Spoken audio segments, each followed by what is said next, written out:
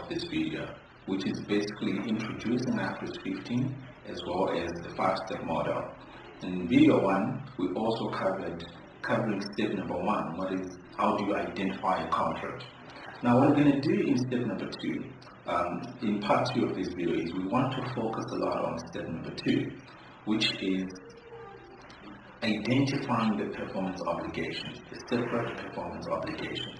Now if you remember from part 1 of the video, we said when you have a contract, you actually need to identify the promises which you have given to the customer, and you actually need to identify if those promises should stand alone on their own and be recognized as revenue on their own and not be combined simply as one revenue. So that is what we want to cover in this video class. So let's start with, at what point do I say I'm separating the promises? So let's talk about how do you know I've got promises first. So when you've got a contract, still remember on paragraph 9, when we identified the contract, on paragraph 9b, we agreed that for a contract to exist, the rights of each party should be identified. So when you look at the rights, you're looking at what am I promising the customer? What I promise the customer become the rights of the customer. So we need to identify all of those rights of the customer, or the promises which are made to the customer, one by one. For example, when I take CAA and students, what are the promises which were made to the students? We have made promises which are: number 1, we will provide lectures; number 2, we will provide tutorials; number 3, we will provide soft copy modules; number 4, we will provide examinations; and number 5, we will provide you with a CTA certificate in the event that you pass. So we've got 5 promises which we made to the customer, which is the student. So the question where step number 2 comes is, we want to know if those promises which we made are separate performance obligations, which means, should I account for them separately as revenue? So number 1, my promise to you that I'm going to provide you with tutorials, should I have revenue which is written tutorials in my financial statements? If I say I'm providing you with classes, should I have revenue for classes separately on its own? If I say I'm going to provide you with modules, soft copy modules, should I have revenue for soft copy modules standing on its own? Which means when I take your fees, if I say you're paying $2,000, should I break down that $2,000 into class, tutorial, modules, certificate, and stuff like that? That is what we mean when we say identify the separate performance obligations. Or, if I'll take you to another family example, if you buy a cell phone these days, it comes with a SIM card. Sometimes the SIM card will also be loaded with airtime and data bundles. So what the customer rights will be, or what the promises of the service provider will be, are: we're going to provide you with a handset, and we're going to provide you with a SIM card, and we're going to provide you with data bundles, and we're going to provide you with voice, the voice time which you use to call. So the question is, are all of those 4 promises separate? Should the entity recognize the SIM card as separate revenue, the voice as separate revenue, the data as separate revenue, as well as the handset as separate revenue? And we'll only do that if they are separate performance obligations. So step number 2 is to come and say, how do we know if this is a separate performance obligation? So we'll jump from paragraph 9, where we identify the contract. We'll go to paragraph 22. So paragraph 22 is the first paragraph which talks about how do you know if those promises are actually separate performance obligations. So it starts by, you will know that these promises are separate performance obligations if they are distinct in nature. So you need to know if what I promise is distinct. Now, distinct is explained in paragraph 27. So when you go to paragraph 27, there is paragraph 27a and there's paragraph 27b, which explains if a promise is distinct in nature. Now let's jump to paragraph 27a says, a promise is distinct if from a benefit analysis, a customer can benefit from that good or from that service on its own or with other readily available goods or services. So for me to know if a promise is decent, I need to assess from, firstly, paragraph 27A, from a benefit of the customer. Can the customer benefit from one of these promises without the other, or with readily available resources? Now let's take the handset example. Is the customer able to benefit from use of the voice without this handset? Yes, I believe that is possible, because I may not use the voice with this handset, but I may use it with another handset which is readily available to me, which is my wife's handset. Can I use the SIM card on its own without this handset? Yes, I believe so. I can take this SIM card out of this handset, put it into another handset which is readily available, which is the handset of my friend or my brother or my sister, and still enjoy use of that SIM card. So you can see that from a benefit analysis, I'm able to enjoy one without the other. And another way of simply showing if you can benefit is, can I sell one of these without the other? So if I take the handset, can I simply sell the handset to someone else without selling my airtime, without selling my SIM card, without selling my data bundles? Yes, I can. So that's proving the paragraph 27A, which is this decent from a benefit analysis. So that is the expectation when you're in the exam as well, which is basically you need to prove if this customer can benefit from each of the promises which have been given on its own without the other. If you get given 5 promises, you actually need to go and prove each promise one by one, and say, data, I can enjoy data on its own without everything else, because for the data, I can actually sell the data to someone else. Same applies with the voice calls, I can sell that to someone else. Same applies with the handset. Same applies with the SIM card. You can use the SIM card by putting it in another phone and enjoy it on its own. That is another really valuable result. Then 27B covers again decent, but no longer from a benefit analysis, but now it says within the context of the contract.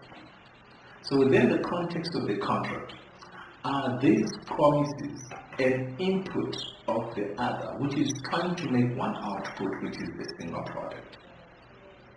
So paragraph 27A is expanded on paragraph 28. Paragraph 27B is expanded on paragraph 29. And when you go to paragraph 29 actually then gives you more information in terms of how do you actually assess if a promise is distinct by looking at the context of the contract. So you need to test both.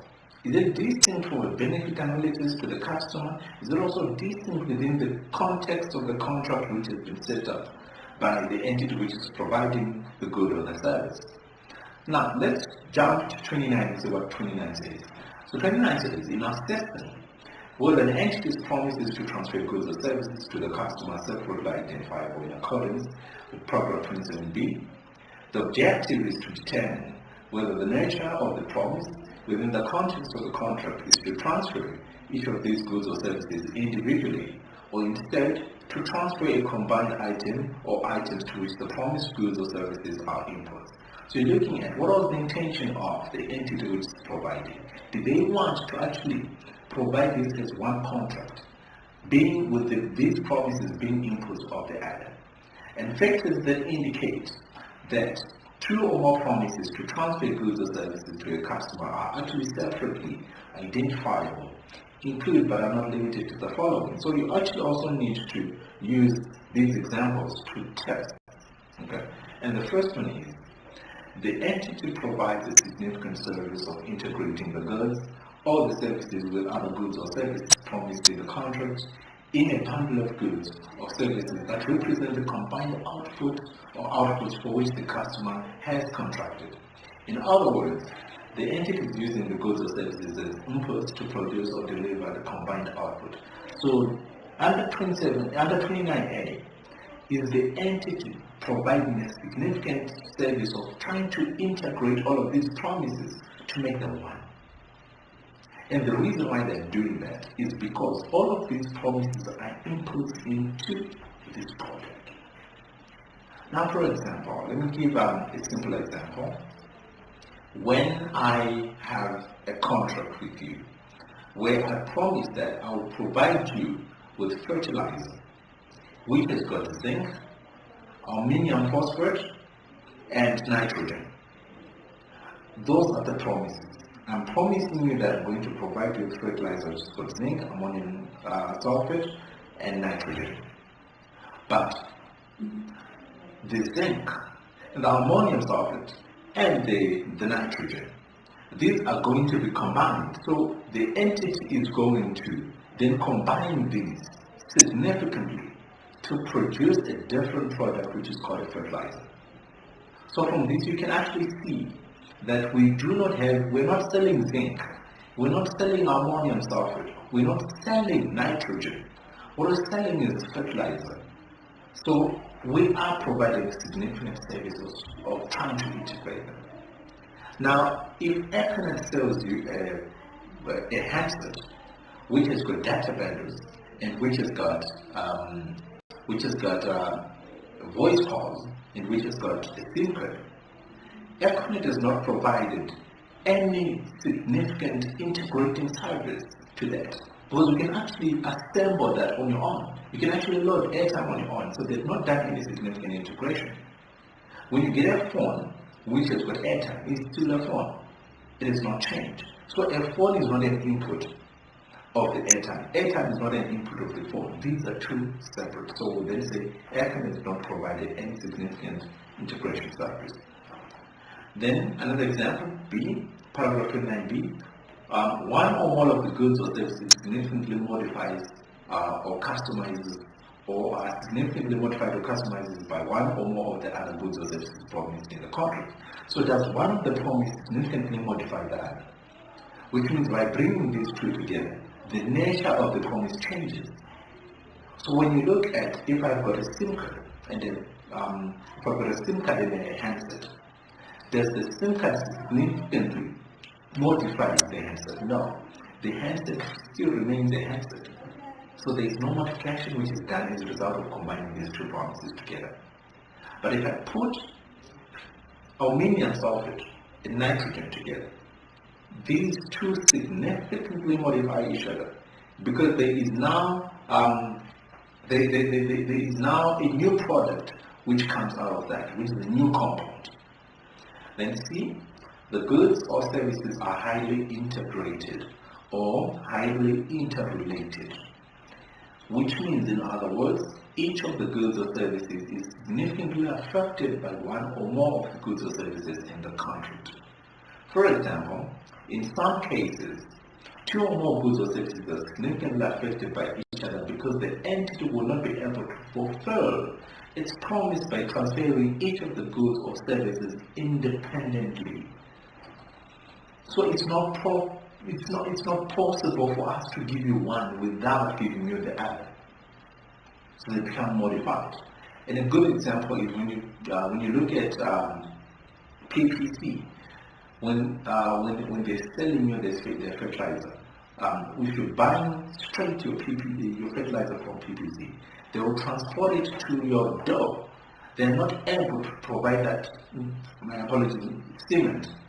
If they're selling you cement, they will deliver it to your door. So you're not able to buy cement without them providing you the transport. So it's impossible for them, so they will then say, in that case, they are highly interdependent because they have to do the delivery as well. It's the same thing with when you buy when you buy your car from B4, and there is transit which is then you are as a customer. They will then say, the moment you buy, we also need to transport it to your door. So you can't come and pick it on your own. So that means there is an interdependency which is there, or they are interrelated, highly interrelated. Okay. So there are certain products which you can't separate. So for example, services of homogeneous, a series of homogeneous services, which means if I'm providing you with a service continuously, which is the same, you can't separate and say there are two promises, a promise for services of yesterday and services of today. So for example, if you've got a company which comes and cleans for you, they clean 30 days per month. You don't have 30 separate promises. You've got one promise, which is cleaning for 30 days. Okay. So when there is a series of homogeneous services, then it becomes actually one. Or if you've got a group of integrated goods or services which depend on the other, then we've also talked about that. Examples of that are complex installations. When there's a complex installation, that means there's high dependency there, and you can't actually, you need them to actually do it for you. So in that case, we then say for that you can't separate, it also remains as one. Okay. Now, let's do an example. So, choose the correct answer here. The entities never sold product Y and product Z separately. Now, but product Y can be used on its own without product service Z. For example, a photocopier without maintenance. So do you think we've got two separate performance obligations, which is product Y and Z, or we've got only one performance obligation? So you do how many tests? Two. You need to test if these are distant. That's the paragraph 22. If you need to test that, you need to go to paragraph 27, which is you need to test based on paragraph 27A. Can the customer benefit on one without the other? And you need to test based on paragraph 27B, which is within the context of the contract, do you think these two are inputs to the other? So they are interrelated or integrated. Now, since product Y is usually sold separately from product Z, I'm inclined to believe that that also means that customers who usually buy product Y can actually enjoy product Y on its own, because product Y is usually sold without product Z, which means they can actually enjoy product Y on their own, on its own. Then product Z, since product Z can also be sold separately, that means the customer can actually enjoy product service on its own, product Z on its own. So in this case, that means these two, from a benefit analysis, the customer is able to enjoy one without the other. But you also need to come to the context of the contract. Are these two an input of the other? And they say that, an example here, photocopier with maintenance. So the key question is, within the context of the contract, does the maintenance change the nature of the photocopy? Is maintenance an input of a photocopy? Now, it's a different product, it's a different service. So when I've got a photocopy, I've got a photocopy, I can use it, I can enjoy it, which means that this is not an input. Because for it to be an input, it means I can't actually use this product before you actually bring these other products in. But I can enjoy my photocopier without the maintenance service. So that can be, that's not an input. Does the maintenance change the nature of the photocopier? I don't think so as well. If you maintain, you simply restore the value of the photocopier, but you do not modify the photocopier. The photocopier still remains the same, so there is no significant modification which is there. And do you think that these two are highly interrelated? I don't think so, because these two can be used separately. Okay. So in this case, we then say product Y and Z are actually two separate performance obligations. So they should be accounted for separately as revenue. Okay. Let's do another example where you've got a car. So you buy a car. So an OEM sells a car, the vehicle dealer, and the car comes with free vehicle maintenance for the first 3 years or 30,000 miles of ownership. The maintenance is performed by an independent dealer, and the OEM compensates the dealer a predetermined amount per event for performing the maintenance. The individual can purchase a similar maintenance service contract from a third party. So, when I buy a car with a maintenance service, have I bought two separate performance obligations or is one? And the dealer, are they providing two separate performance obligations or they're providing one? Now, coming back again, you do the analysis. How many promises are there? Two promises, which are, we promise to give you a car, promise you we're going to give you free maintenance for the first 3 years or your first 30,000 miles. So definitely we've got two promises. Next question, are these two promises one performance obligation or two performance obligations? For us to know that, we need to test.